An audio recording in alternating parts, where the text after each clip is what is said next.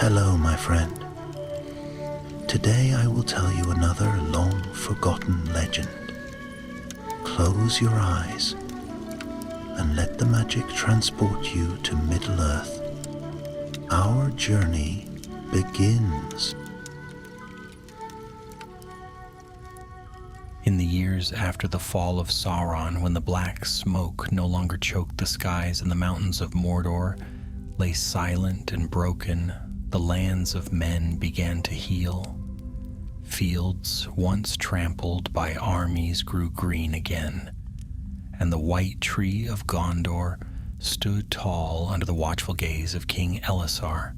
But not all corners of Middle-earth knew peace. Far to the east of Ithilien, beyond the green slopes and the reawakened gardens, there lay a small and battered realm known as Norinor, the land of fire's edge.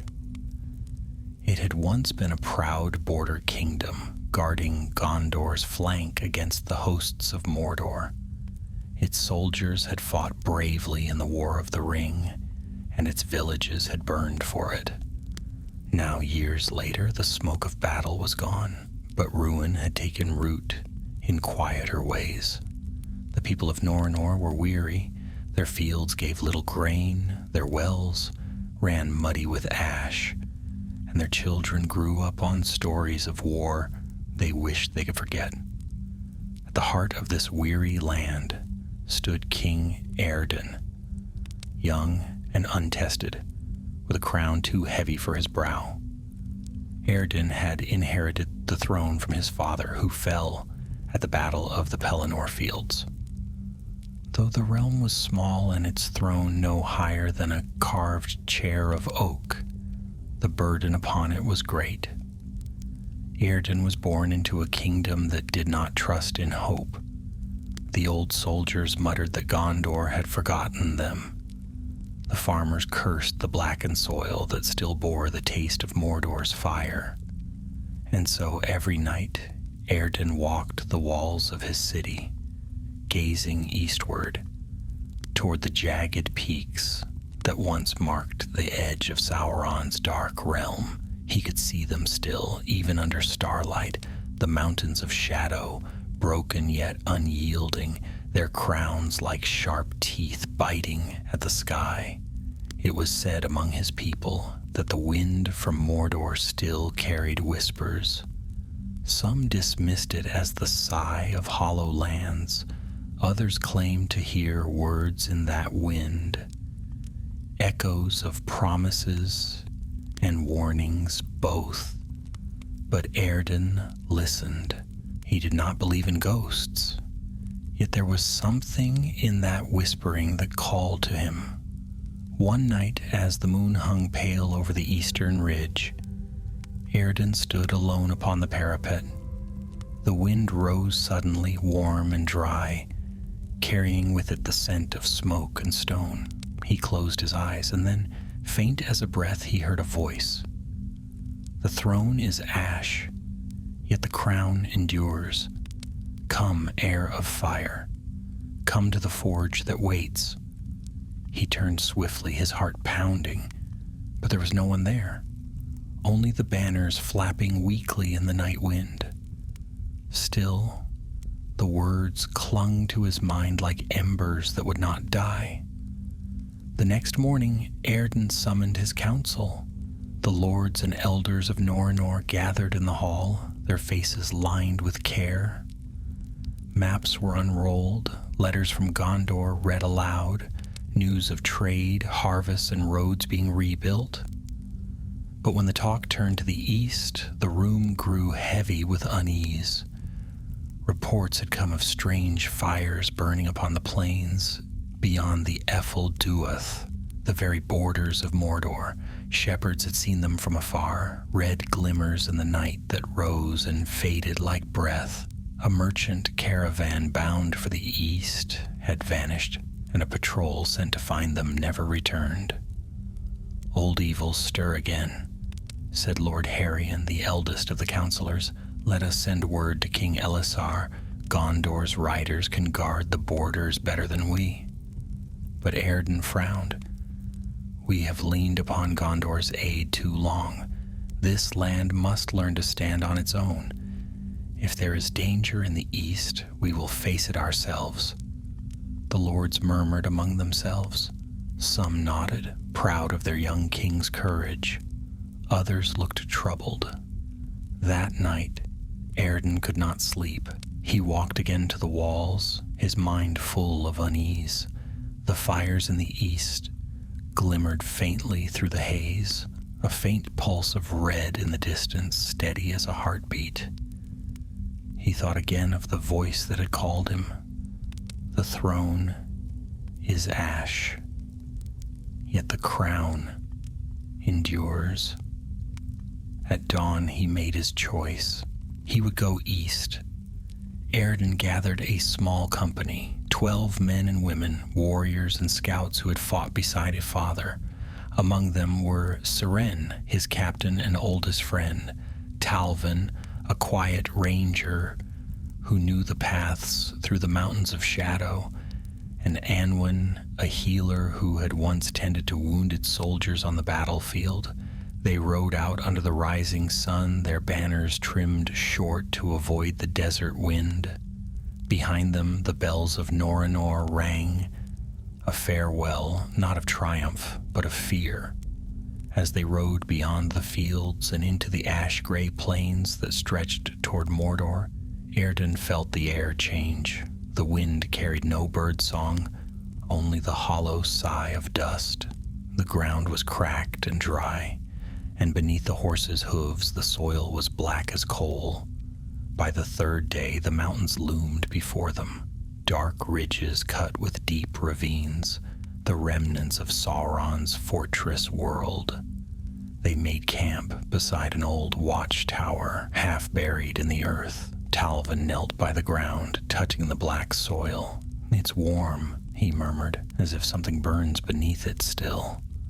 Anwin crossed herself. "There is no life in this place, only what lingers." But Eärden's gaze was fixed upon the mountains. He thought he saw, deep in their shadowed folds, a faint red flicker, as if the heart of the earth still smoldered there. He did not tell the others what he felt, nor of the voice that haunted his sleep. Yet when he closed his eyes that night, it came again. "Air of fire, the crown endures. Seek the forge that burns without light. There your kingdom will be reborn." And as the wind howled softly through the broken stones of Mordor, King Eärden dreamed of a throne made of flame, and woke before dawn with his decision burning bright as the fires of old. The dawn that followed was gray and bitter. A low mist clung to the plains before the mountains, and the light of the rising sun was weak and colorless. Eärden's company broke their fast in silence. Each of them felt the weight of the land around them.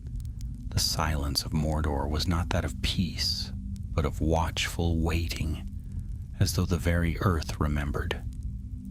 They rode onward, their path winding among crumbled stones and half-buried relics of war.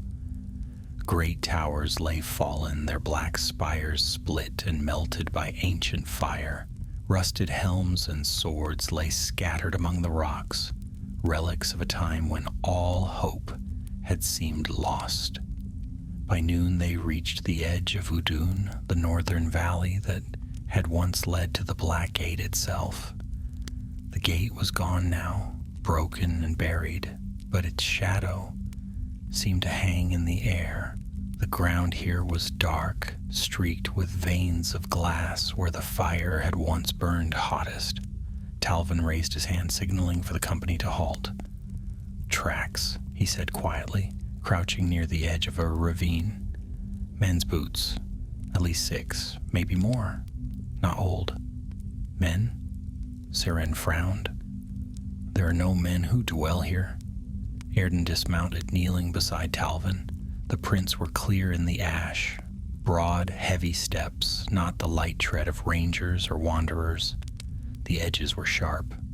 They had passed this way only days ago.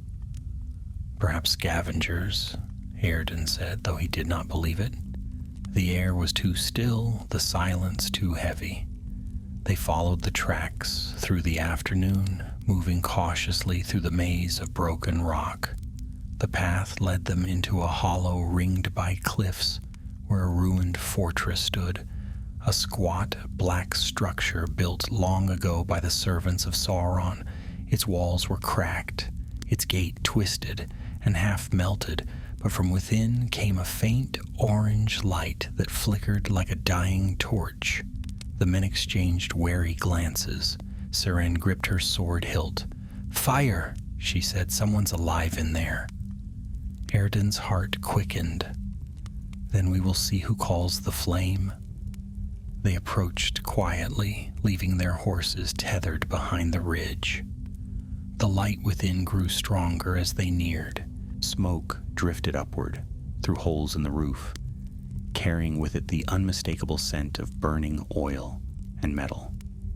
Inside, they found a forge still glowing with life.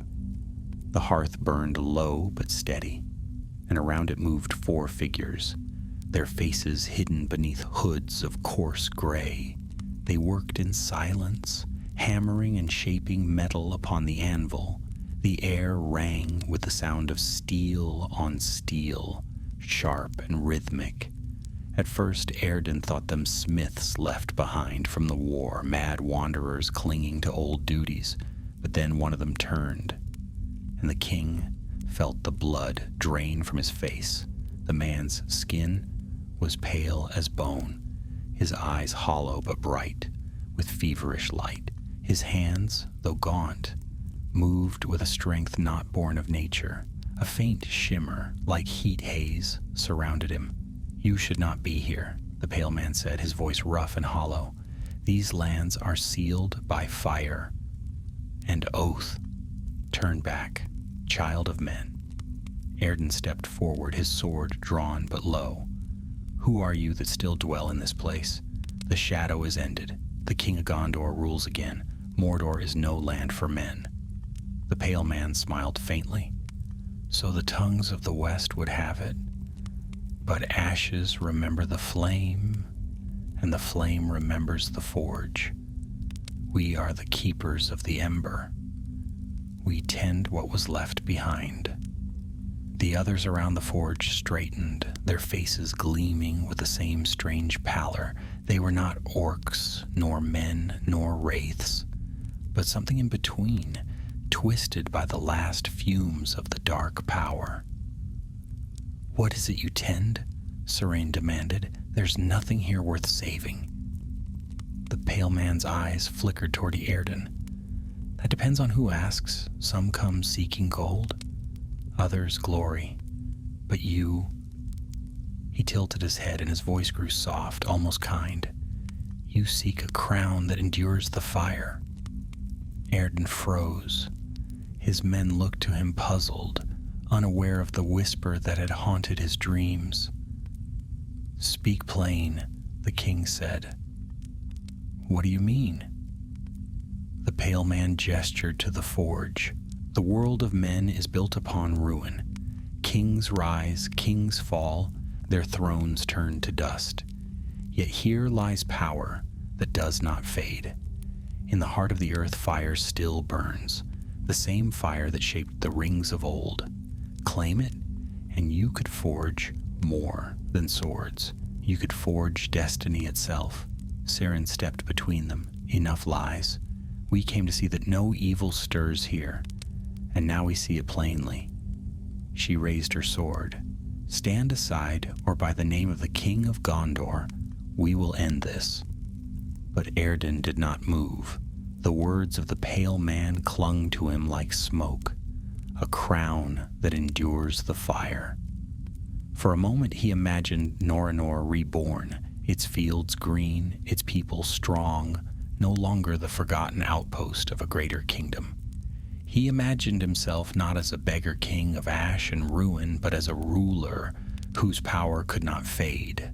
The forge hissed suddenly, flames leaping high, casting strange shadows along the walls. The pale man smiled. You feel it, do you not? The call of the fire. It remembers those who are meant to rule. Airden's companions shouted, weapons drawn, but before they could strike, a tremor shook the ground. The walls groaned, dust falling from the ceiling. The pale man raised his hand, and the forge blazed with sudden fury, forcing all to stagger back. "Go," he said softly, his eyes never leaving Airden's. "Go and return when the fire within you burns brighter. The forge will wait."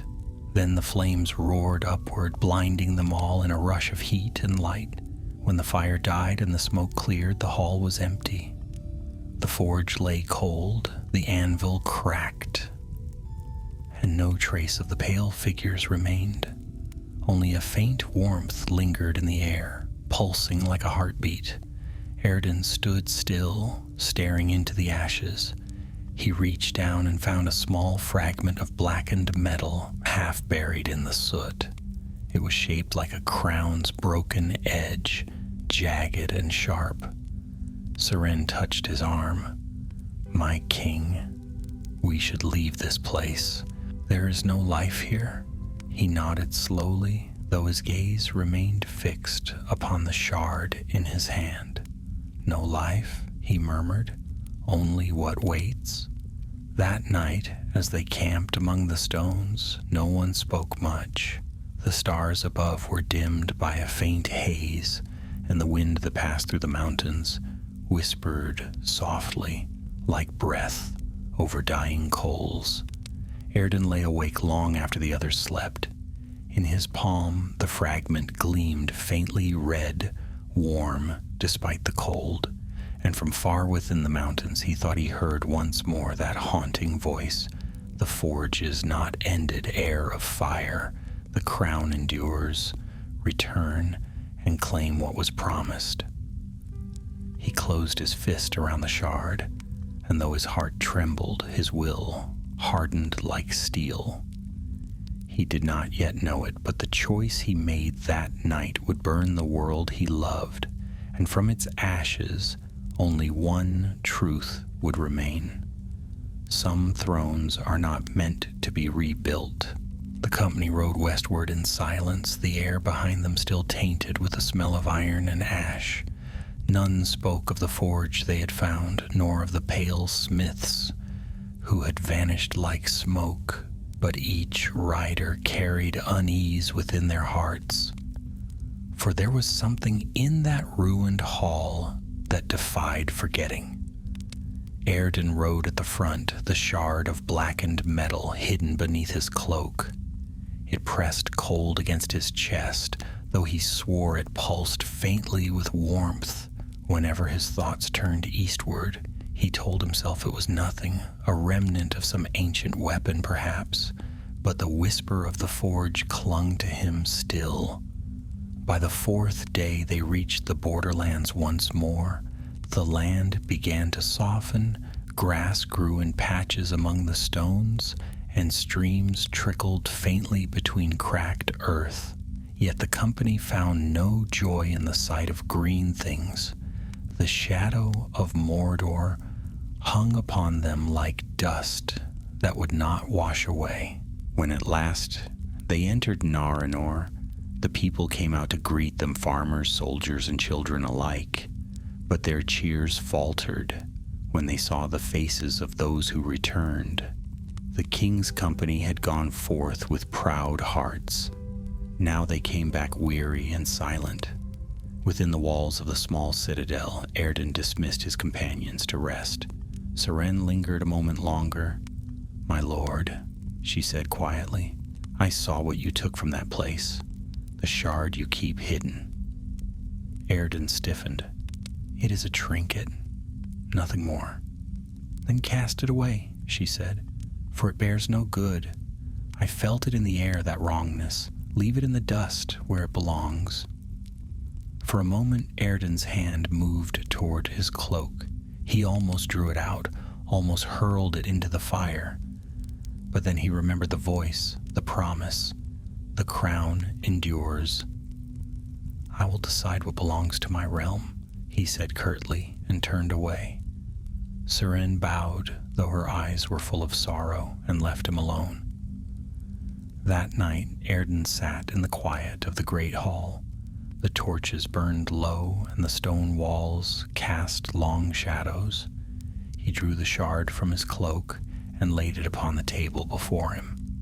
In the dim light, it gleamed faintly red, as though it remembered the fire from which it had come.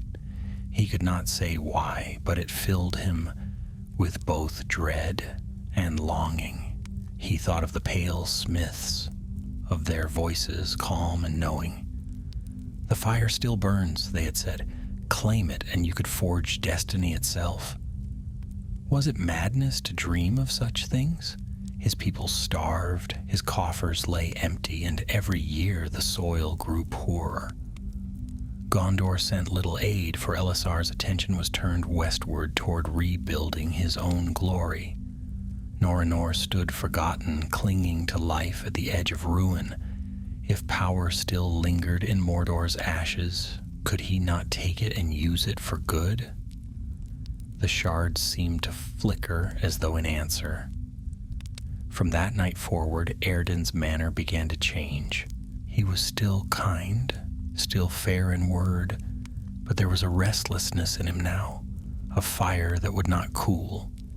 He sent scouts eastward again, ordering them to map the ruins of the borderlands. When they returned, he pored over their reports long into the night, tracing routes and passes through the mountains. His counsel grew uneasy. One morning, as the dawn light fell across the hall, Lord Harrion spoke boldly. "My king, why this sudden hunger for the east? The land is cursed. No good will come from stirring what should remain buried." Eärden looked up from the maps. "Cursed lands can be cleansed," he said softly. "What was once Mordor could become a new realm, a place reborn from ruin. Think of it, the black soil made fertile, the forges rekindled for craft, not war, a land of strength, not fear." Heraen frowned. "A dream, nothing more. The very stones there reek of evil." Eärden's gaze hardened. "So did half of Middle-earth once, when Sauron's armies marched. Would you have left it all to rot?" The hall fell silent. None dared speak against the king again, but unease crept through the court, like cold mist. That night, Seren came to him once more. "You speak of rebuilding Mordor," she said. "You would lead men into that darkness again?" Eärden turned to the window. Beyond the city walls, the eastern sky glowed faintly red, the reflection of dawn, or perhaps something else. "Mordor is no longer darkness," he said. "It is emptiness. Emptiness can be filled. Why should we not be the ones to do it?" Serene's voice trembled. "Because we are not meant to rule the ashes. Let them rest." He turned, and his eyes shone with a strange light. "You speak as if the land itself has will. It is only earth and stone. I will not let old fears chain us forever." She wanted to answer, but she saw then that his mind was no longer his own. The fire had taken root in him, subtle and steady. She bowed and left him, though her heart was heavy with foreboding. Weeks passed. Eärden spoke less to his people, spending long hours in the forges of his own hall. The smiths whispered that he had begun to melt strange metals, black and gleaming. He claimed it was for new plows and tools, but none were ever seen. At last, on a storm-laden night, Seren found him again in the forge. The fires burned too bright, the air thick with heat. On the anvil lay a circlet of dark metal, half-formed, its edges sharp as razors. She gasped, "My king, what are you doing?" He looked up, sweat running down his face, his hands black with soot. Finishing what was begun, the crown of Norinor must endure. "That is no crown," she whispered. "That is a shadow reborn." Lightning flashed, and for an instant she thought she saw his eyes reflect red, like embers in a dying fire. "Leave me," he said. "This is my task." She fled from the hall, her heart breaking. By dawn, word spread through the city like wildfire. The king had gone mad, they said. He sought to forge a new power to claim the ashes of Mordor for his own. Fear turned to anger, anger to revolt. The people gathered before the gates, shouting for the king to step down. But Eärden did not appear. Only the smoke of his forge rose from the citadel, black and heavy against the morning sky. Inside, the king stood before the anvil, the crown now whole upon it. It gleamed faintly red in the dim light, alive, though no fire touched it. The shard he had found fit perfectly at its center, as though it had been waiting for this very moment. He reached out, trembling. As his fingers brushed the metal, the forge flared once more, the heat searing his skin. He did not cry out. The voice came again, clear and cold. "Heir of fire, the crown endures." And in that instant he knew he had crossed the line between man and shadow. Outside, the people's cries rose to fury. Seren led them, her sword drawn, tears burning in her eyes. When the gates finally broke, they poured into the hall and found only flame. The throne of Narinor burned that day, and the king who had chosen Mordor vanished into its fire. Some say he perished there, others that he fled east, crowned in the forge's glow, to seek his destiny among the ruins of the Black Land. But none who remained ever forgot the sight. The palace in flames, the banners turned to ash, and upon the stone floor, a crown still glowing red, unbroken by fire. And thus began the tale whispered in the dark corners of Middle-earth, the king who chose Mordor. The fires that consumed Norinor burned for 3 days and nights, their light staining the horizon crimson. When at last the flames died, little remained but blackened stone and smoldering ruin. The air stank of smoke and sorrow. Of the king there was no trace. Some said he had perished within the hall, swallowed by his own madness. Others swore they saw a lone rider flee eastward as the city burned, a dark figure upon a black horse, vanishing into the shadow of the mountains. The people could not agree, but they knew one truth well enough. Their king was gone, and with him the last of Norinor's hope. Seren, who had fought to save both the king and the realm, now stood amid the ashes. Her armor was scarred, her hands blackened with soot. The fires had taken nearly everything: friends, home, and crown. Yet as she walked through the ruins, she found something that made her blood run cold. Beneath the charred stones of the great hall lay the king's forge, half collapsed. The anvil was cracked and buried, but in its shadow lay a single mark burned into the stone, a crown-shaped imprint, faintly glowing red, as though the fire refused to die. She reached toward it, but the heat drove her back. Even in ruin, the mark still lived. Behind her, the people gathered in silence. None spoke the king's name for fear that doing so might wake the curse that had consumed him. When the wind rose from the east, it carried with it a faint scent of ash. And in that moment, Seren knew he was not dead. She turned her gaze toward the mountains, their peaks hidden in gray mist. Somewhere beyond them, in the wastelands of Mordor, Eärden still lived.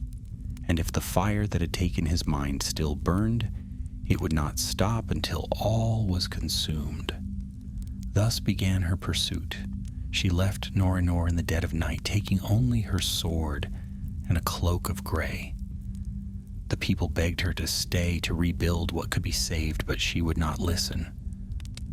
"The king's fire has not gone out," she told them. "If he lives, I must find him, and if he burns, I must see that the flame is quenched." For many days she rode eastward, following the black trails of smoke that wound through the barren lands. The journey was harsh. The wind carried dust that stung the eyes, and no birds sang beneath the shadow of the mountains. Yet Seren pressed on, driven by duty and grief. On the 7th night, she reached the edge of the Efelduath once more. The same peaks that had loomed over her king now rose above her, grim and silent. Their slopes were scarred with old battlefields, and the ground still trembled faintly as though the land itself remembered the weight of Sauron's fall. There she found tracks, fresh ones, hoof prints leading deeper into the mountains. She followed them through narrow passes and valleys, choked with dust, until she came upon a ruin half buried in ash, the remains of an old watchtower built in the days when Gondor's rangers had patrolled the border. Within its shadow burned a small fire, and beside it sat a man. At first she thought it a wanderer, a hermit perhaps, but when he turned, her breath caught. It was Eärden. His cloak was torn, his face hollowed by sleeplessness, yet his eyes still held that terrible light. Across his lap lay the crown, no longer blackened but bright as molten metal. It pulsed faintly, as though alive. "Seren," he said quietly, "you should not have come." "I came to bring you home," she answered, though her voice trembled. "The people are lost. The throne is gone." "The throne," he murmured, looking down at the crown, "was never the heart of our kingdom. It was the fire that made us endure, and the fire still burns." She took a step forward. "This is not endurance. This is ruin. Whatever that thing is, it has poisoned you." Eärden's gaze rose to meet hers. For a heartbeat, she thought she saw the man she had once followed, the king who had dreamed of a better land. But then the light in his eyes deepened and his voice grew strange. "Poison?" he said. "No. Revelation. Mordor was never merely a place of evil. It was power unclaimed. The fire that once served the shadow can serve another. I can rebuild it, not in Sauron's image, but in mine." Cirian's hand went to her sword. "You would raise the Black Land again? You would make yourself a lord of it?" He smiled faintly. "No. A king of fire. A king who cannot be forgotten." The crown gleamed brighter, its light flickering across the stones. Seren felt the heat against her skin, sharp and unnatural. "Eärden," she said softly, pleading now, "you once swore to protect your people. They burned their homes because of this madness. Don't let their deaths mean nothing." He hesitated, his jaw tightening. For a moment the crown's glow dimmed, but then he closed his hand around it and the fire leapt once more. "They burned the throne," he said, voice low and bitter. "So I shall build another, one the flame cannot destroy." Seren's heart broke at the words. She drew her blade. "Then you leave me no choice." The wind rose between them, carrying ash and sparks. The fire beside Eärden flared, and he rose to his feet, the crown in one hand, his sword in the other. The two faced each other in the ruins of the old watchtower, the last of Narinor's kin, one bound by duty, the other by desire. Their blades met with a clash that rang through the mountains. Sparks flew as steel struck steel. Seren fought with all the skill she had, but Eärden moved with inhuman swiftness, as though the fire itself guided him. The ground trembled beneath their feet, and the stones of the tower cracked from the force of their struggle. "Stop, Eärden," she cried. "You're not yourself." But he did not answer. The crown's light pulsed with every blow, and the air around him shimmered with heat. At last, she struck his sword aside, but before she could finish it, he raised his hand. A burst of flame erupted from the ground between them, throwing her backward. When she regained her senses, he was gone. Only the echo of his voice remained, carried on the wind. The fire endures, Seren, as do I. She rose shakily, staring into the darkness where he had vanished. The watchtower's fire had gone out, leaving only embers glowing faintly among the stones.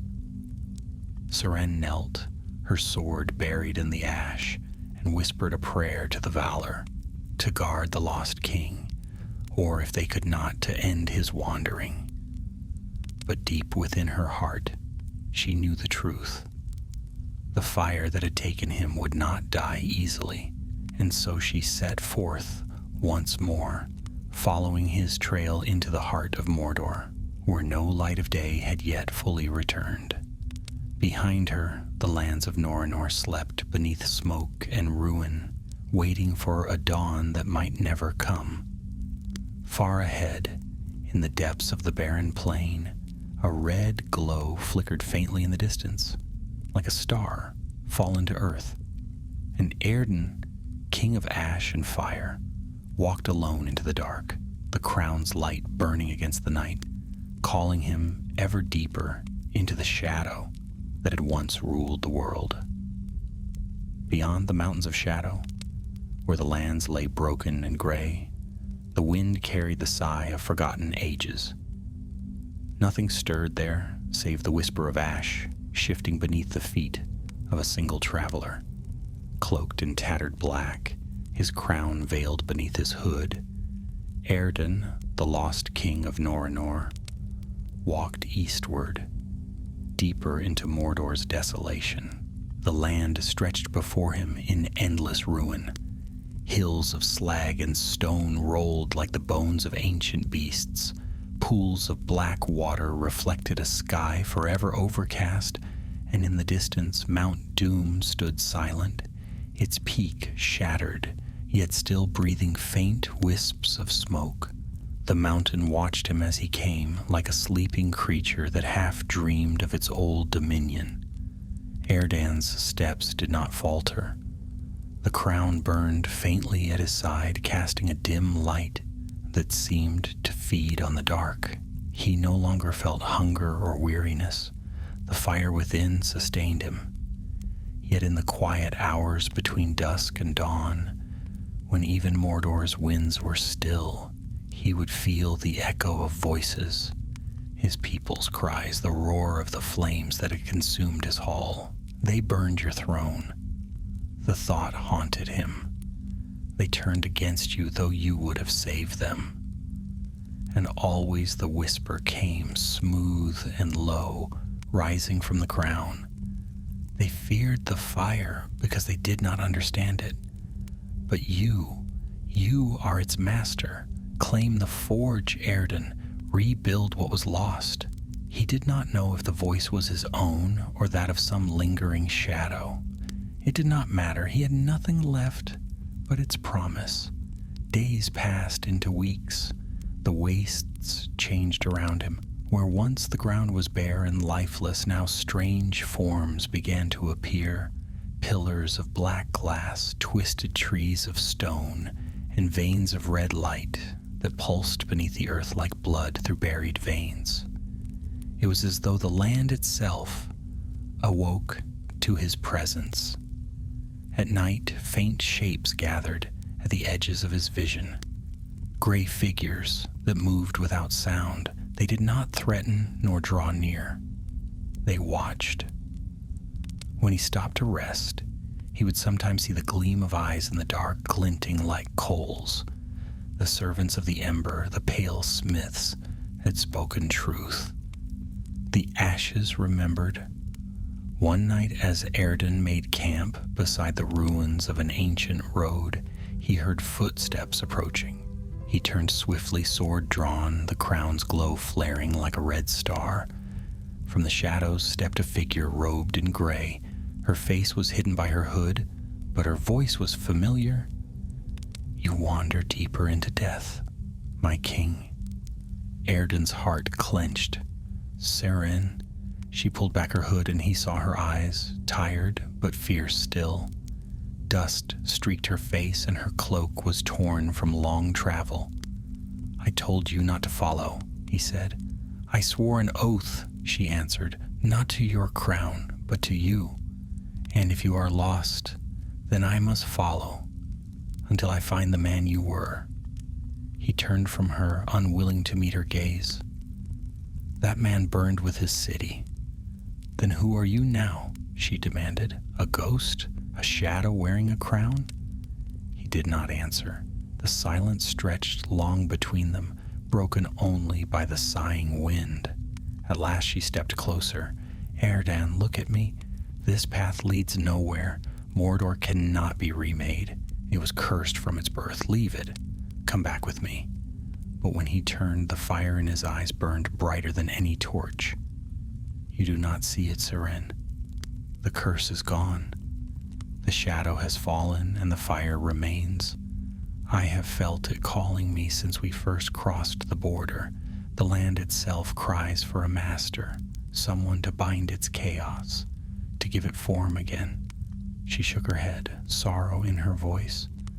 "That is not the land speaking, but the ruin left behind. There is no mastery here, only madness." He stepped closer, the crown's red light washing over her face. "Madness? Was it madness to dream of strength?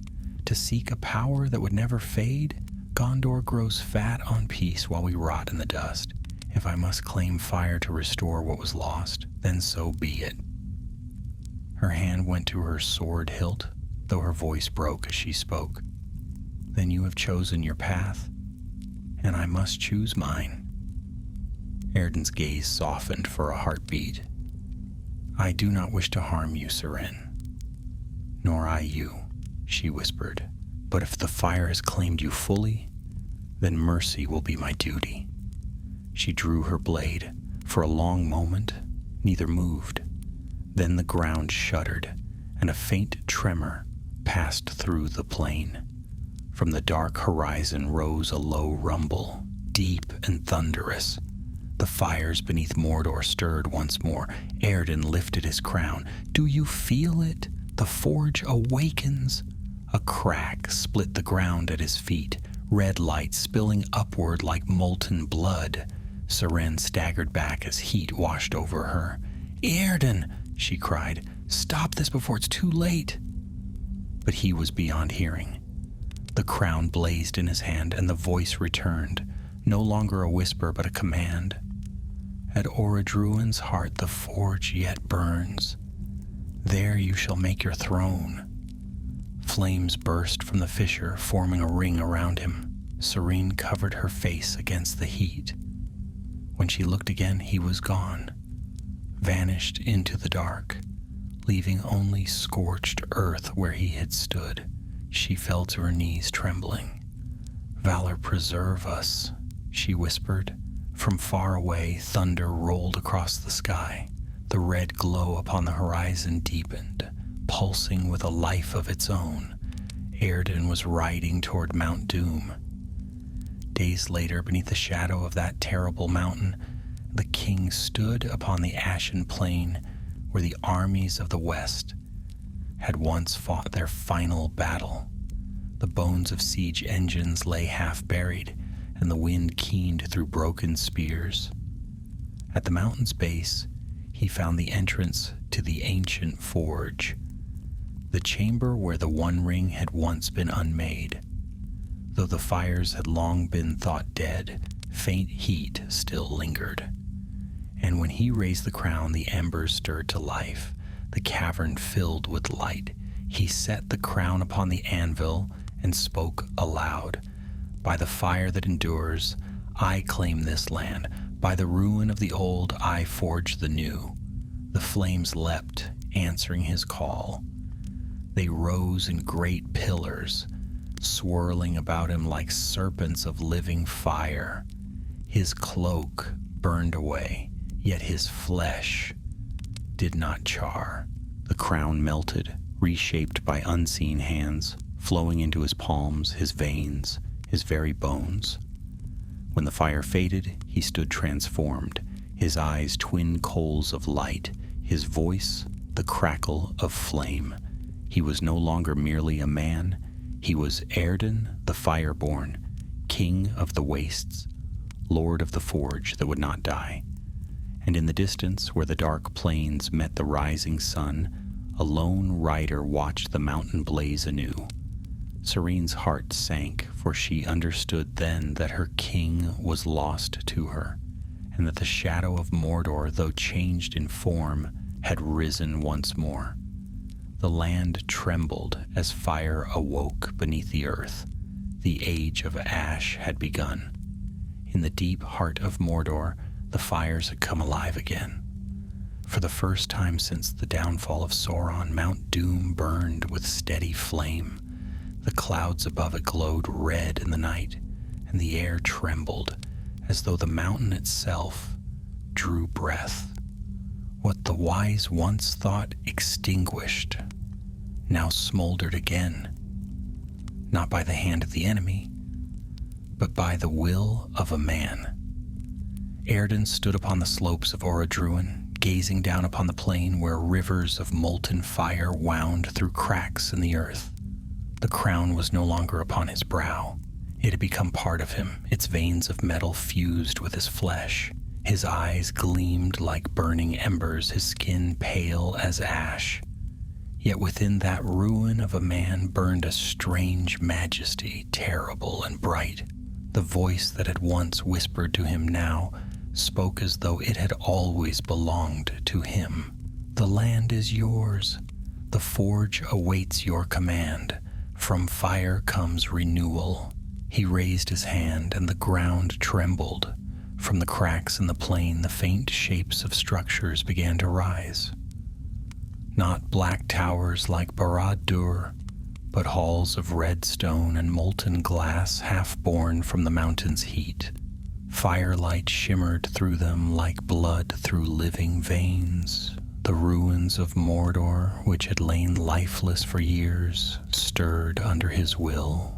"Let the world see," Eärden murmured, his voice carrying over the roar of the flame, "that the line of kings does not die. We rise from the ashes." Far across the plains, the watchers stirred. Those pale remnants of the old order, the keepers of the ember, crept from their hidden forges and caves. When they beheld the red glow that crowned the mountain, they fell to their knees in silent awe. "He has come," one whispered, "the fire-born king." The wind carried their whispers far, and soon the rumor spread beyond Mordor's borders. Traders from Harad spoke of a new power in the east, a king wreathed in flame whose eyes burned with fire and whose steps left no shadow. Some called him a demon, others a savior. But in Gondor, the tidings brought only dread. From the high towers of Minas Tirith, the watcher saw the faint glow upon the eastern horizon. It pulsed like a heart, crimson and steady. King Elessar stood upon the wall at sunset, his face grave. "The fire should have died," he said softly. "No forge of Orodruin was meant to burn again." Beside him, Legolas of Ithilien gazed eastward, his keen eyes narrowing. "If it burns by the hand of man," he said, "then it burns against the will of the Valar."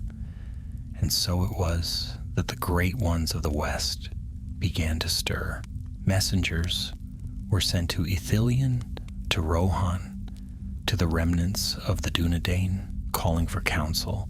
None knew what this new king sought, whether vengeance or dominion, but all feared the same, that the shadow of Mordor had found new flesh. Meanwhile, Seren wandered the plains of ash like one pursued by ghosts. She had seen the mountain awaken, she'd watched the fires return. The heat of it had seared the horizon, and the sky above was filled with a strange, steady light. Each night, she dreamt of her king, not as he had been, but as he had become. In her dreams, his voice echoed across the waste, calling her name. Yet she did not turn back. If he still lived, she would find him. If he was lost beyond saving, then she would see his fire ended. At last, she came upon a place she did not know. A valley hollowed by old battle where strange shapes glowed faintly beneath the dust.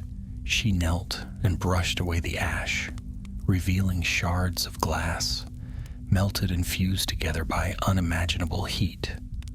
Among them lay bones, men's bones, scorched black. She bowed her head. "May the West remember you," she murmured. "May your spirits rest beyond the reach of flame." When she rose, she was no longer alone.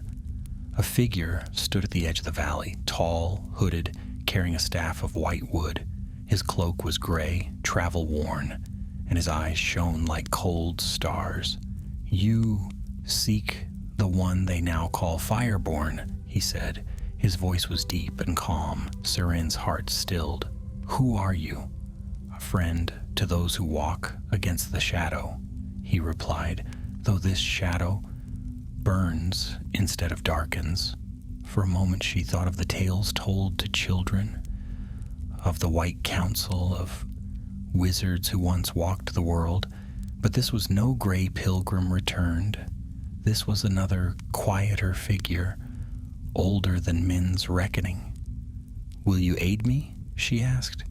"He was my king once. I would bring him back, or failing that, end what he has become." The figure inclined his head. "If he is beyond the reach of mercy, then ending him may be the only mercy left. But to reach him, you must pass through the heart of fire. Few among mortals could walk that road and live." "I will try," Siren said simply.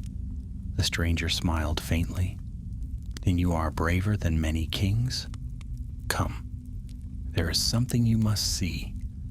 He led her to a ridge overlooking the plain. From there she saw the reborn valley below, vast fields of red light and shadow, and at their center the faint outline of a city forming from molten stone. Towers like glass spears jutted upward, half-formed, their foundations glowing, and upon the highest of them stood Eärden. He raised his hand, and from the mountain behind him burst a torrent of flame that curled across the sky like a banner. The light of it reached even unto the west, a wound upon the horizon. Siren fell to her knees, horror filling her heart. "He means to raise Mordor again." The gray figure's eyes were grave. "Not as it was. He seeks to build something new, a realm of fire and renewal forged from ruin, but he does not understand that fire knows no limit. It will consume all he builds, and him with it." "What must I do?" "You must reach him before the fire hardens his heart beyond recall," the stranger said. "There is still a man within the flame, but not for long."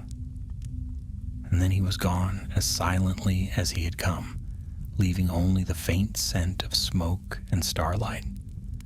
Siren stood alone once more, gazing at the red glow that crowned the mountain. Her resolve hardened. She would go into the fire itself if she must. She turned eastward, her path set, her sword at her side. The wind blew hot and heavy, carrying the echo of hammers and the crackle of burning stone. The land was alive again, but not with life, with creation born of ruin. In that hour, far across the plains, Eärden looked west. Though no mortal eye could see her from such distance, he felt her presence. A faint flicker of memory stirred within him, the sound of her voice, the loyalty in her gaze. "Siren," he whispered. For a moment the fire dimmed. The man he once was looked through the veil of flame, but then the crown pulsed and the whisper returned. "The world burns or freezes. Choose your flame." And the man was gone again, leaving only the king of fire, standing upon his molten throne beneath the red sky, as Mordor began once more to live. At dawn, the eastern sky flared blood red. though no sun broke through the veil of smoke. The plain before Orodruin quivered with heat, and rivers of molten rock crawled like serpents through the stone. What had once been wasteland now seethed with strange vitality, the birth of a land remade by fire. From the mountain's heart to the ruined valleys of Gorgoroth, the ground shuddered with life, as though the earth itself answered to a single will. Upon the heights of the new forged citadel, the King of Fire stood in silent majesty. His hall was not built of stone, but of glass fused from the very bones of Mordor. The walls pulsed with living flame. Each tower glowed as if blood ran through it instead of mortar, and from its summit streamed a banner of red smoke that never faded, a mark of dominion to all who dared look eastward. Eärendil gazed upon his work, and for the first time in his life he felt no doubt. The forge within Orodruin's depths roared at his command, the molten rivers bending to his will. The ruins of the Dark Lord's realm now served a new master, yet peace eluded him. Though his body no longer felt hunger or weariness, the flame that bound him had a cost. His dreams were filled with faces, the people of Naranor, the screams of his burning throne, and Seren's eyes the night she raised her sword against him. He would wake to silence, his hands trembling, the crown fused to his flesh, glowing faintly with sorrow. "You weep for what was weak," the voice whispered. "The fire gives strength. You are beyond regret now." But still he looked west each night toward the lands he had once sworn to protect, and in the shadows beneath the mountain's glow, he felt the faint ache of a heart not yet wholly consumed. Far from Mordor's heat, the world began to stir. In Minas Tirith, word spread of the red light that crowned the east. Travelers from Ithilien brought tales of a city born anew in the ashes, a city not of men nor orcs, but of flame. Some said a spirit had arisen from the mountain. Others swore it was a king. The council of Gondor gathered once more, and in the high hall of the citadel, King Elessar listened in silence. "It is him," said Faramir, his voice grave. "The last ruler of Naranor. There can be no doubt. The signs match what our scouts saw. The same banners, the same crown." Elessar's hand clenched upon the arm of his chair. "Eärendil, son of Eldon, a man of valor once." "Once," Faramir echoed, "but now he has awakened a fire that should have perished forever. If he truly commands the forge of Orodruin, then he holds power beyond mortal grasp." Legolas stepped forward. "Mordor was not meant for men. Even its soil bears the memory of evil. If he remains there, it will twist him beyond redemption." A long silence followed. The white tree shone faintly beyond the windows, its leaves glimmering in the wind. At last Elessar spoke. "Then we must reach him before the land itself bows to his will. Send riders to Ithilien, summon the captains of Rohan and the rangers of the north. If he cannot be turned from this path, then the fire must be quenched, whatever the cost." Meanwhile, Seren crossed the ashen plains of Mordor beneath skies that never cleared. The heat grew unbearable as she neared Orodruin. Yet still she pressed on, guided by the faint trail of red glass that marked the king's passage. Her cloak was scorched, her armor dull, but her resolve burned as fierce as any forge. On the fourth night she found the remains of an outpost, one of the old orcish keeps, half swallowed by the earth. There, within the shadow of a broken wall, something stirred. A man lay among the stones. His skin burned, his eyes glazed with fever. He wore the remnants of a soldier's garb, the crest of Noranor upon his breast. Seren knelt beside him. "You live," she murmured, pouring the last of her water between his cracked lips. His eyes flickered open. "The king, he called to us," the man rasped, "said the fire would make us strong again. We followed. But the mountain burns too bright. It took them all. Who is left?" He shuddered. "Only the king, and those pale ones, the keepers. They serve him now, shaping the fire into walls and weapons. He speaks to the land, and it obeys." His hand gripped her wrist suddenly, weak but desperate. "End it, before it spreads, before he forgets what he was." Then his eyes dimmed, and his breath stilled. Seren closed his lids and rose. The wind carried ash around her, and for a long moment she stood silent, the last of her people fading into dust at her feet. "I will not let him burn the world," she swore. She left the ruins behind, climbing ever closer to the mountain's roots. The path grew treacherous, with cracks in the ground spewed heat, and the air shimmered with red light. Shadows moved in the distance, the keepers, their bodies thin and shining like glass, working among the flames. They sang in low rhythmic tones that made the stones hum. Seren crept closer, hidden behind a jagged ridge. There she saw it, the city of fire, half complete, rising from molten earth. Bridges of glowing stone arched over rivers of lava, and towers spiraled upward like tongues of flame. It was beautiful in its horror, a vision of creation defying death. And at its heart, upon a dais of obsidian, stood Erden. He was no longer wholly human. The fire had shaped him as the forge shapes iron. His hair flowed like liquid bronze, and light burned through the cracks of his skin. Yet his face was still his own, proud, sorrowful, and consumed by purpose. Seren's heart ached at the sight. "Erden!" she cried, stepping from the shadows. The keepers turned at once, their eyes blazing, but the king lifted his hand, and they fell back. He descended the dais, his gaze fixed upon her. "You came," he said softly, "even after all I did?" "I came because all you did is not yet beyond undoing," she answered. He smiled, weary and strange. "You see only ruin. I see rebirth. Look around you, Seren. A new land rising from the bones of the old. Fire brings life as much as death." "Life?" she said bitterly. "This is no life.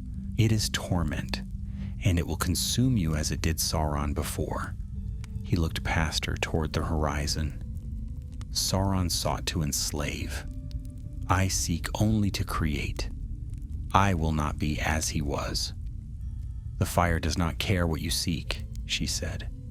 "It will devour all that you are until nothing remains but flame." For a long moment he said nothing, then softly, "Then let it devour me, if the world is born anew from the ashes." Her sword slid from its sheath, the sound sharp against the roar of the mountain. "Then you leave me no choice." Erden's gaze darkened. "If you raise that blade, you will not leave this place alive." "Neither will you," she said. The wind howled, the ground trembled, and from deep within the mountain came a rumble like thunder. The fires of Orodruin surged higher, casting their shadows over both king and warrior, and as the first sparks fell between them, they charged, one to end the fire, the other to preserve it. Beneath a sky that burned red, with the birth of something the world had never seen before. A war not of darkness, but of flame. The clash of steel echoed through the burning halls. The mountain itself seemed to shudder with every blow. Sparks danced like fireflies in the air as Seren and Erden fought amid rivers of molten stone, their silhouettes cast in crimson light. "Stop this, Seren," the king shouted, parrying her strike. The heat radiating from him was unbearable, yet she pressed on. "You cannot fight the fire. It will not yield." "Then I will end it with my life if I must," she cried. Her blade struck his arm, slicing through the metal fused to his skin. He barely flinched. The wound hissed, molten light leaking from it instead of blood. Airden's eyes burned brighter. He swung his sword with terrible strength, and she barely caught the blow on her shield. The impact sent her staggering backward onto the edge of a fissure. Flames roared up beneath her. "You would destroy me?" he said, advancing, his voice ringing like a hammer upon an anvil. "You, who once swore to guard my life?" "I swore to guard your soul," Seren answered through clenched teeth, "and that is already gone." Her words struck deeper than any blade. For an instant his fury faltered. He looked at her, truly looked, and saw what the fire had made of him. The once golden armor of Norinor was blackened now, its surface alive with veins of red. His face, once fair and noble, was half shrouded in shifting light. The crown fused to his head pulsed like a living heart. He stepped back. The flames dimmed. "Seren," he said hoarsely, "I did this for them, for our people." "They are dead, Airden," she said softly. "You burned them with your dream." He staggered as if struck. For a heartbeat, the fires within him wavered. But then the whisper returned, deep and commanding. "They burned themselves. You brought them renewal. The fire must endure." He shuddered and raised his blade again. The light in his eyes was no longer human. Seren tightened her grip on her sword. "Then, may the Valar forgive you," she whispered. They met once more, steel against flame. The ground split beneath them, sending showers of sparks into the air. The keepers of the ember gathered at the edges of the forge, their pale faces flickering in the light. They chanted softly, their voices melding with the sound of hammering fire. The song was old and terrible. The rhythm of creation and destruction bound together, each blow between king and knight sent shock waves through the chamber. The heat grew unbearable, the air shimmered and twisted. Seren's vision blurred, her strength failing, but still she fought, driven by love as much as duty. At last, Airden struck her down. Her sword flew from her grasp, clattering across the stone. She fell to her knees, her breath ragged. He stood above her, sword poised for the final blow, his face a mask of sorrow and flame. "Do it," she gasped, "if this is the mercy you've chosen." Airden's arm trembled.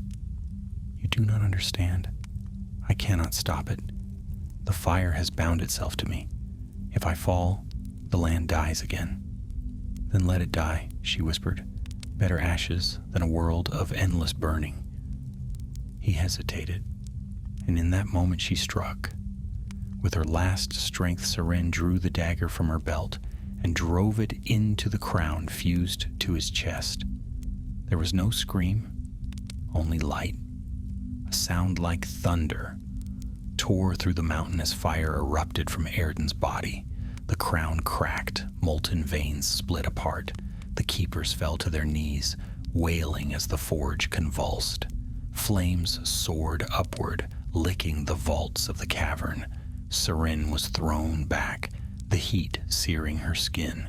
When her vision cleared, Airden stood before her, still upright, but his body was breaking apart, the light within spilling through every crack. "You," his voice faltered, "you've undone it." She crawled toward him, tears mixing with ash. "You are free now." He looked down at her, and for the first time since the fire had claimed him, his eyes were human again, weary, sorrowful, full of peace. "Seren," he whispered, "I can see them. My people. They wait beyond the flame." "Then go to them," she said. He smiled faintly, and the mountain trembled once more. "Tell them, the king chose fire for their sake, but the fire chose me." Then his form dissolved into a burst of light that filled the chamber. The flames that had built his kingdom shuddered, flared, and began to die. The towers of the city cracked and fell inward, turning to glass and dust. Rivers of molten stone froze where they ran. The keepers screamed as their forms shattered, breaking like crystal. The song of the forge ended in a single hollow note that echoed through the dying mountain. Sirin shielded her face from the storm of heat and ash. When at last it passed, silence fell, deep and terrible. The city was gone. The fires of Mordor were no more. She rose unsteadily, her armor scorched, her body trembling. The ground beneath her feet was cool, for the first time since she had entered that accursed land. Where Eärden had stood, only a circle of blackened stone remained, smooth and still, as if fire had never touched it. She knelt and pressed her hand to the ground. It was warm, but no longer alive. "Rest now," she whispered. "Your crown burns no more." Beyond the mountain, dawn was breaking. The light of the sun pierced the smoke, faint and gold. It fell across Siren's face, and for the first time in many years, she saw the sky as it once was, clear and free. She turned and walked from the ruins, her steps slow but steady. Behind her, the mountain stood silent, its fires quenched forever. The land around it lay black and barren, but already the wind carried a new scent, not of smoke, but of rain. In the west, the watchers on the white tower saw the red light fade from the horizon. Gondor's bells rang in the morning air, though none yet knew what had passed. Some said a curse had been broken, others that the last echo of the shadow had fallen. Siren rode from Mordor alone, bearing no crown, no banner, only memory. When she crossed the border into Ithilien, she paused and looked back one last time. The mountain loomed distant and gray, its summit quiet beneath the sky. "The fire endures," she murmured, repeating the old words. "But not forever." And so ended the tale of Eärden, the king who chose Mordor, a man who sought to rebuild what the world had lost, and found instead that some fires are meant to die.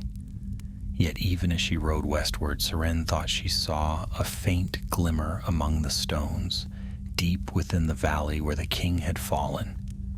A single ember, pulsing faintly beneath the ash. It was small, harmless, almost invisible. But when the wind passed over it, the ember glowed red once more, as though the land itself still remembered the forge that once had burned without light, and in that moment the fire stirred again. Many years passed. The land that had once been Mordor lay quiet under the rule of King Elisar and his heirs. The blackness faded from its soil, and slow, stubborn green crept across the plains. Grasses grew where rivers of fire had run, and hardy shrubs took root in the ash. The men of Gondor and Ithilien called it the Waking Land, though the old tongues still whispered the name Mordor in fear. Travelers avoided the heart of it, the place once called Gorgoroth, where the ground was glassed, and the very air seemed to remember heat. Yet there were those who swore they saw faint glimmers there at night, as though embers still smoldered beneath the earth. The wise dismissed such talk, saying it was but the memory of war, but memory in Middle-earth is a living thing. On a night of no moon, a shepherd crossing the eastern plains beheld a red glow upon the horizon. It pulsed once, faintly, Then again, stronger. He fled, telling no one what he'd seen, yet the rumor spread all the same, and soon traders spoke of lights in the east and tremors beneath the soil. Far away in Minas Tirith, the king's council gathered once more. "It begins again," said Faramir's son, now steward of Gondor. "The old fire stirs." King Eldarion, son of Elisar, stood silent by the window. He was tall and grave, his eyes shadowed with the weight of rule. "How long since the fire last burned?" he asked. "Nearly 40 years, the steward answered. "The watchers in Ithilien swore it had gone out for good." "Then something has woken it," Eldarion said, his gaze turned east where the dawn was a pale blush against the mountains. "Send for the ranger captain of Ithilien, tell him to gather his company. If Mordor burns anew, we will not wait for it to spread." 3 weeks later, the ranger company rode through the silent valleys at the foot of the Mountains of Shadow. Their captain, Merrin, son of Talvin, was a hard-faced man, kin to those who had once served the lost kingdom of Norinor. He knew the old tales well, of the king who chose Mordor, of the fire that would not die. Each night as they camped, he felt the ground tremble faintly beneath his bedroll. The earth's breath was growing warm again. On the 5th day they saw it, the faintest shimmer of light rising from the center of the plain. It was not a tower nor a fire, but a pulse in the earth itself, like the beating of some hidden heart. Merrin sent scouts forward. Only one returned. His face was pale as snow, his eyes hollow. "There is something down there," he said, his voice hoarse. "Something alive." "What did you see?" Merrin demanded. "Not a man," the scout whispered. "Not beast nor spirit. The ground burns beneath it, and it moves as flame moves. I heard it speak." The men exchanged uneasy glances. Merrin tightened his jaw. "We go at dawn." That night he could not sleep. The old stories haunted him, his grandfather's voice speaking of a king consumed by his own fire, of a knight named Seren who slew him and broke the forge. Yet even broken, fire remembers its shape. When dawn came, he led his company into the hollow plain. The air grew hotter with every step. Their boots sank into ash that steamed faintly. The scent of sulfur filled the wind, and then they saw it. A crater wide as a fortress, its rim glowing with dull red light. At its center burned a single flame, small yet impossibly bright. The men halted. None dared move closer. Merrin dismounted, his hand on his sword hilt. "Wait here," he said. He descended into the crater. The heat stung his skin, yet he pressed on until he stood before the flame. It was no ordinary fire. It burned without smoke, its heart white as a star.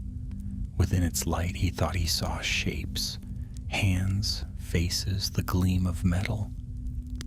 Then the flame spoke, not in words, but in memory. He saw a hall of glass and fire, a king crowned in molten gold, a woman's blade flashing through the light. He heard her cry, "Better ashes than endless burning," and saw her fall amid ruin. He felt the fire die, and then, after long silence, stir once more. The vision faded. He fell to his knees. "Who are you?" he whispered. The fire pulsed, and a voice rose within his mind. "Once I was Erden, son of Eldon. Now I am what remains." Merrin's heart pounded. The king who chose Mordor? The king who was chosen by fire. The ground trembled and the flame flared higher. "The land remembers me as I remember it. I am bound to it as heat to stone. I cannot leave, but neither can I die." Merrin stared into the light. "Then you have no peace." "There is no peace in creation," the voice said, "only in its ending. Tell the heirs of Gondor this: the fire is awake And it dreams. The light dimmed, the voice fell silent. Marin staggered back, half blind. When he climbed the rim of the crater, his men rushed to meet him. "What did you find?" they asked. "Nothing," he said after a long pause. "Nothing living. But the land is not dead." They rode back to Ithilien with haste, but the sky was already changing. Thin lines of red fire traced the horizon, glowing like veins beneath the earth. Word reached Minas Tirith by midsummer. The steward's messengers spoke of strange quakes and red storms rising from the east. King Eldarion listened in grim silence. "We buried the shadow," he said, "yet here it stirs again." An old lore master stepped forward. "My lord, it is not shadow that awakens, but memory. The land itself remembers fire and will not rest until it burns once more. This is no will of man, it is the echo of what he left behind." Eldarion's face was grave. "Then we must find its heart and quench it before it grows." He turned to his captains. "Send word to the elves of Ithilien and to the dwarves of Erebor. Let all the free peoples know the east is stirring again." Far away beneath the roots of Orodruin, where stones still smoldered faintly, the ember that was Eärden dreamed. He saw his kingdom as it had been, his people's laughter, their faith in him, their terror when he chose the fire. He saw Seren's eyes as she drove the dagger into his chest, the mercy in her sorrow. He felt again the release, the fading of heat into peace. Yet even in that peace he had lingered. The land had remembered him. In his dream he stood once more upon the plain, watching green push through the black soil. He smiled then, believing at last the world was healed. But as he turned, he saw the flame rise from his own shadow, bright and wild. He reached to smother it and felt his hand turn to ash. The flame laughed softly in his own voice. "You cannot end me, I am the forge, and the forge endures." The mountain groaned above him. Cracks split its slopes, spilling light. The tremors spread outward like ripples across a dark sea. In the sleeping city of Gondor, the white tree trembled, and a single leaf fell. And in the farthest east, where the world had forgotten him, the ember that was once a king flared anew, its fire faint but growing, as though the land itself drew breath again. For in Middle-earth, no fire is ever truly quenched. Winter came to Gondor, hard and gray. The white mountains wore crowns of snow, and the winds from the east carried a bitter taste, dry and metallic, as if it had passed through flame. The people of the realm went about their days quietly, avoiding talk of what the horizon sometimes showed, thin red streaks in the night, distant as lightning but steady as stars. King Eldarion had forbidden panic, yet even within the marble halls of Minas Tirith, men whispered of the old name, Mordor. In the archives of the citadel, scholars pored over brittle scrolls and crumbling records, searching for knowledge that might explain the tremors and lights. Again and again they found the same words, written in many hands, through many ages. The fire does not die. When the steward brought the king a shard of blackened stone taken from the plains of Gorgoroth, still warm though it had been days in travel, Eldarion knew the truth. The land was waking again, and something within it called to the living. He ordered an expedition, not of soldiers, but of lore masters, rangers, and healers. "We will not meet this with swords," he said. "The fire was born from man's pride. Perhaps it can be stilled by man's wisdom." Among those who came forward to lead the venture was a woman named Elenya of the house of Talvin, a descendant of Seren herself. Her hair was black as the ashes of Mount Doom, her eyes gray as the sea in winter.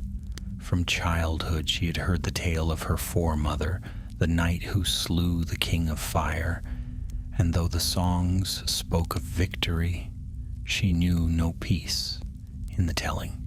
If the fire rises again, she said before the council, then our duty is not finished. The blood of Norinor is bound to it. I will go. Eldarion regarded her with respect. Then go, and may the valor guide you. Bring back word, not war. The company rode east under cold stars. They passed through Ithelion's green forests, now thick and full of life, and crossed the Anduin, where its waters ran shallow in winter. Beyond lay the wild borderlands, low hills covered in frost, where the ruins of old towers still stood like broken teeth. For many days they found nothing but silence, yet each night the ground trembled faintly beneath their tents, and a ruddy haze lingered upon the horizon. At last they reached the foothills of the Mountains of Shadow. There the land began to change. The snow gave way to bare stone, and the air grew warm, almost stifling. By the third day, frost no longer clung to their cloaks, though the wind from the west was sharp with winter. They came upon a ravine where the earth had split, revealing glassy walls veined with red light. Elenya dismounted and placed her hand upon the rock. It pulsed beneath her touch, faint but steady, like a heartbeat. It lives, she murmured. One of the lore masters bent beside her. Or remembers life, he said grimly. This is not stone. It is fused earth, born of ancient fire. As they camped that night, the rangers posted watch in silence. No beasts roamed these lands, not even carrion birds. The only sound was the whisper of wind across the dead plain. Then, near midnight, a tremor shook the camp. The earth heaved, sending men sprawling. From the distant east rose a dull roar, and a column of red light flared briefly against the clouds. "The mountain!" someone shouted. But when they turned their gaze to Orodruin, its peak remained dark. The light had come from the plain below. Elenya saddled her horse at once. "If that is the heart of it, we ride now." They rode by starlight, following the red glow until it faded into haze. There they found a valley unlike any they had seen, smooth as glass, curved like a bowl. At its center lay a single stone, black and still, but around it the ground steamed faintly. Elenya dismounted and approached it alone.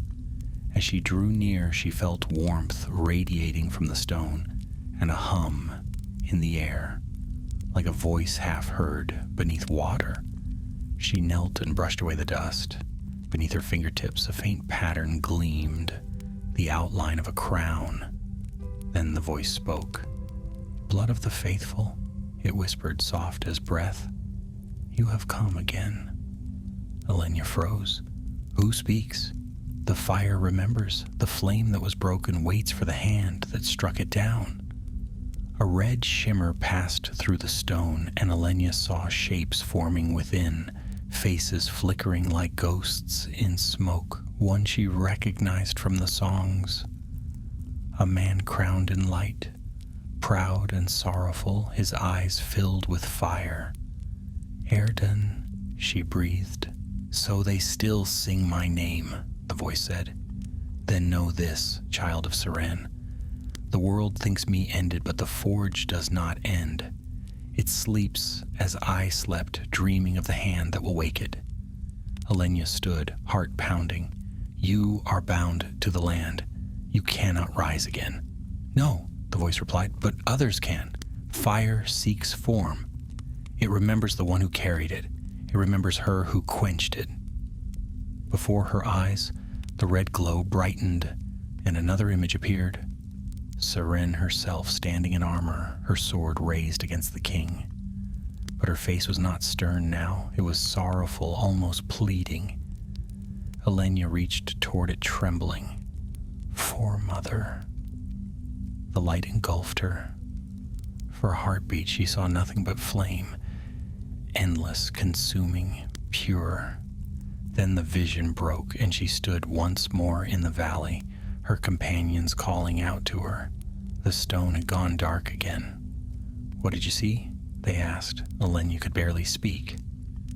"He still dreams," she said, "and in his dream he calls for a new forge, a new king." The men crossed themselves in fear.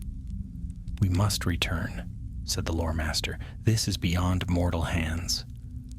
But Alenya looked back toward the mountain where a faint red glimmer now burned upon its slopes. "No," she said quietly, "we go forward. If the fire remembers, then we must face it before it wakes." At dawn, the company rode into the plain of Gorgoroth. The air shimmered with heat, though frost still rimed their cloaks.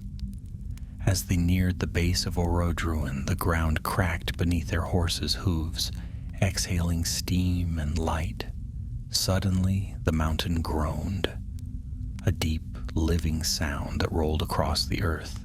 The riders halted, staring upward as fissures of red fire laced its slopes. Then, from the summit, a single jet of flame burst skyward, bright as day. And in that moment, Alenya felt the same presence she had heard in the valley, the will of the ancient king, neither dead nor alive, bound to the land he had remade. "The crown endures," the voice murmured in her mind. "Will you wear it?" She closed her eyes, the heat searing her skin, the roar of the mountain filling her ears. The choice her foremother had made now lay before her again. Behind her, the company cried out, but their voices seemed far away. Alenya raised her head and whispered into the fire, "If the world must burn to be reborn, then let it burn through me." And the mountain answered. A wave of light swept across the plain, white and red and gold, blinding in its brilliance. The earth trembled, as if awakening from a long sleep. When the radiance faded, the valley was still. The stone where she'd stood was cracked open, glowing softly. Of Alenya there was no sign, only the faint trace of a shadow burned into the ground. Far away, in Minas Tirith, dawn broke red upon the horizon, and the people whispered that the east was aflame once more, and deep beneath Orodruin, in the molten heart of the mountain, two voices mingled, one of man, one of woman, blending into the pulse of a single living fire that neither death nor time could quench. The forge of Mordor had awakened again. The red dawn broke across Middle-earth once more. For the first time in an age, the eastern sky did not brighten with the gentle light of the sun, but flared like molten iron, a glow that rippled across the clouds, turning them to banners of fire. The shepherds of Ithilien saw it first and fled westward in fear, murmuring that the king of fire had risen again. In Minas Tirith, the bells rang before the sun had cleared the mountains. King Eldarion stood upon the highest tower of the citadel, watching as the horizon burned. To the east, far beyond the plains and the Efelduith, Mount Doom shone red once more, its crown wreathed in flame. "How many times must the world wake its old wounds?" he whispered. The fire should have died with him. Behind him, the steward entered, his face pale with dread. "My lord, messengers from Ithilien bring dire tidings. They say the mountain lives again, and that a company was lost near its slopes. Alenya, daughter of the house of Talvin, is among them." Eldarion's brow darkened. "Then the fire has claimed the blood of Norinor once more." He turned from the window. "Send for the White Company. Gondor cannot stand idle if the east burns again." Far beyond the reach of Gondor's walls, beneath the mountain's shadow, a voice called from the depths. Elenya heard it, soft at first, like a breath across the coals of dying embers. She awoke amid smoke and red mist, the ground beneath her glowing faintly with heat. Around her, the plain lay in ruin, the sky burned without sun, and the air was thick with the scent of ash. She rose slowly, her limbs trembling. Her companions were gone. The horses, the tents, all consumed by fire. She alone remained, though her cloak and armor bore no scorch, as if the flames had spared her by some strange mercy. Then she heard it again, a voice that was not her own. "You live," it murmured deep and vast, as though spoken through the bones of the world. "The fire does not destroy all that it touches." Elenya turned toward the mountain, her hand resting upon the hilt of her sword. "Erden," she said, "you haunt this land still." "Haunt?" The voice was almost amused. "No. I am the land. The fire and I are one, bound as heart and vein. You carry my blood, and it answers me." "I am not yours," she said fiercely. "You are," it answered. "Serene's line, the blood of the Flamebreaker. Do you think she quenched me? She merely gave me sleep. But you woke me. You opened the stone, you called me back." Elenya's heart pounded. The memory of that night returned. The glowing crown carved into the rock. The whisper she had heard, the blinding light. "I did not mean to call you," she said. "I came to end what you began." The ground trembled beneath her feet, and from the fissures of the plain rose threads of flame, curling and twisting like living things. They circled her, warm but not burning. "Then end it," said the voice, "if you can." The fire surged upward, shaping itself into a figure before her, tall and radiant, neither holy man nor spirit. His face was a mask of molten gold, his eyes the color of dawn through smoke. Erden, the king of fire, stood before her once more. Elenya drew her sword. "You should not exist." He looked at her, and though his face shone like a forge, she saw sorrow in his gaze. "Nor should the mountain," he said, "yet it endures as I endure. I have waited long for one who carries her blood. The world grows cold, Elenya. Men forget, but fire remembers." "Fire destroys," she said. "It also gives life," he answered. "Would you let the world sleep in shadow again? Look around you. The kingdoms of men have grown fat and idle. The elves have gone. The dwarves hide in stone. Only fire can wake them." She shook her head. "This is not life. It is ruin." He stepped closer, the air shimmering with heat. "You know what it is to hunger for meaning. You are the last of a fading line. Let me show you what could be reborn. Take the crown." Before her, the air shimmered, and a circlet of molten metal rose from the ground. It gleamed like living flame, its edges sharp as light. The same crown that had consumed Erden now floated between them, perfect once more. Elenya stared at it, her breath caught. "No," she whispered, "I will not repeat her sin." "Her sin?" His voice deepened. "She struck me down not to save the world, but because she feared what she could not control. You are stronger than she was. The flame need not devour you. Together we could master it." The crown pulsed with light. For a moment, Elenya felt warmth, not the heat of destruction, but the comfort of a hearth, of life reborn in cold winter. She saw visions, green fields blooming from ash, rivers flowing with molten gold, towers gleaming beneath eternal dawn. Then, within the vision, she saw faces, her companions, her kin. Their eyes empty, their skin turned to cinder. The same warmth that gave life burned them hollow. She struck the crown with her blade. Sparks flew, and the air filled with the scream of metal and flame. The vision shattered. The fire recoiled, roaring in pain. Erden's form wavered.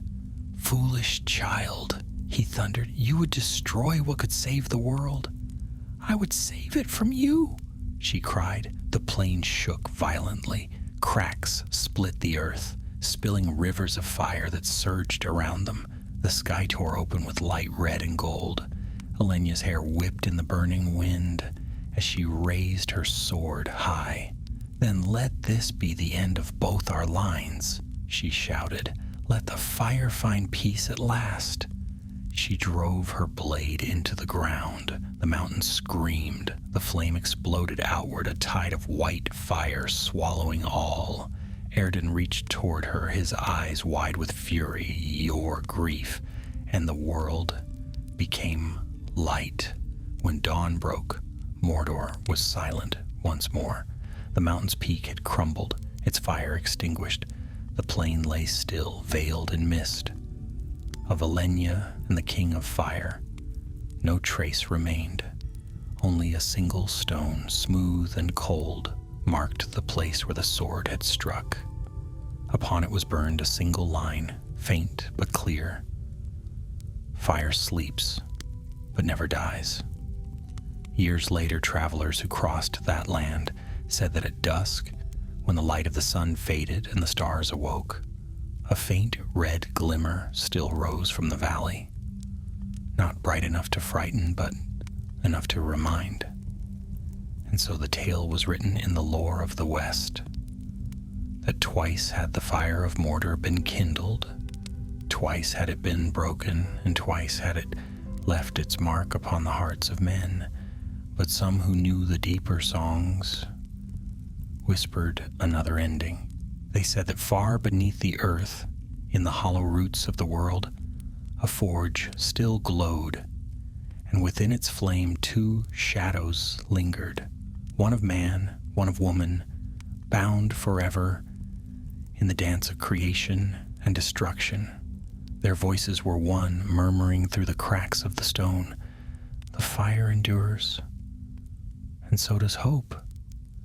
And though the mountains slept, the warmth beneath Middle-earth's heart never truly faded. For every dawn that broke upon the white towers of Gondor carried within it a faint, unseen glow, the memory of a king, a knight, and the fire they shared. The flame that burned, died, and yet was never lost.